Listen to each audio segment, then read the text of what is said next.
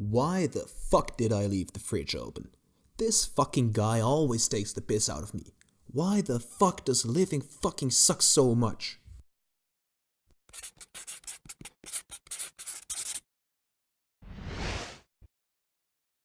Today's book is not for the faint of heart. Neither is it for the faint of hearing. The subtle art of not giving a fuck truly doesn't give a fuck about saying fuck. For the sake of not being too fucking repetitive and bombarding you with a million fuck bombs in a short fucking time, I'll abstain from saying fuck and bring the message across fuckless. I lied. Fuck. This counterintuitive self-help masterpiece written by Manson is all about how you can learn to not give as many fucks in order to create more happiness and success in your life. Manson starts out the book by sketching a situation all of us have found ourselves in. The feedback loop from hell. The feedback loop from hell is a vicious emotional loop that amplifies feelings. You are anxious about going to that job interview. Now you are feeling anxious about being too anxious to do the interview well. Or perhaps you're angry with your neighbor for shitting in your yard again. But you hate getting angry that easily. After all, he's a dog and doesn't know better. Now you're angry with yourself for being angry. Welcome to the feedback loop from hell. How do we break out of this loop? By practicing the art of not giving a fuck. Not giving a fuck, though, doesn't mean not caring about anything and being a psychopath. Not in the least. Actually, there are 3 prerequisites to mastering the art. The first is that you shouldn't be indifferent, but that you should be comfortable about being different. The second is that in order to not give a fuck about adversity, you first must give a fuck about something important. And the third is the realization that you are always choosing to give a fuck about something. Do you see that sunshine? And damn, that rainbow looks beautiful.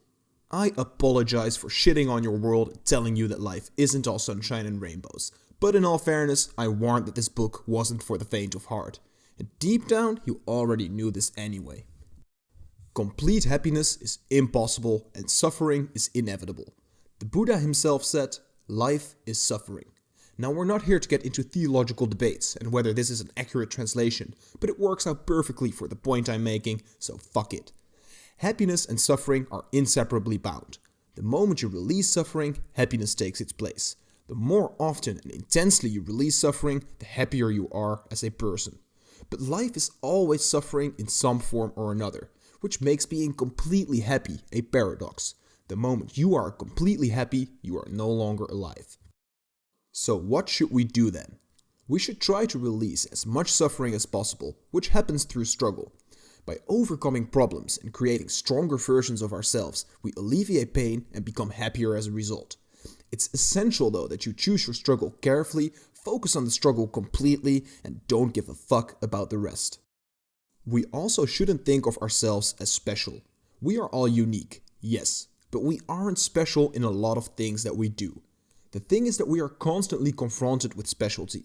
Social media in particular has been the biggest restaurant of look how special he is salad and I'm fucking awesome pancakes. Being exposed to all this specialness makes us feel, well, quite mundane. We feel insecure and inadequate. We live under a tyranny of exceptionalism. But by not thinking of ourselves as special and realizing we're probably average or worse at a lot of things, it's easy to see that these standards we set for ourselves are unrealistic and we can actually stop worrying about them. It's then that we create room for sensible thoughts and goals to be created and work on what we can achieve. It's our personal civil disobedience against the tyranny of perfection. But it doesn't stop there. We aren't just not special, but we are also wrong about everything. Is this fucking review starting to bum you out already? Allow me to explain. There is nothing wrong with being wrong. There's a lot wrong though about not knowing you're wrong when you're wrong. And in order to prevent that from happening, we need to question ourselves on everything. We should be aware of our bias, the fact that we view everything through our own lens. Hell, I'm being incredibly biased by telling you that we're wrong about everything. Who the fuck am I to decide who's wrong about what? Perhaps it would be easier if we just killed ourselves. I don't mean kitchen knife through the eyeball kill, but metaphorically killing ourselves. Or better yet, killing our egos, our conceptualized images of ourselves in which we hold all our pride and attachments. If we managed to kill that part off, viewing our own thoughts and words objectively would be a lot easier. And then you die.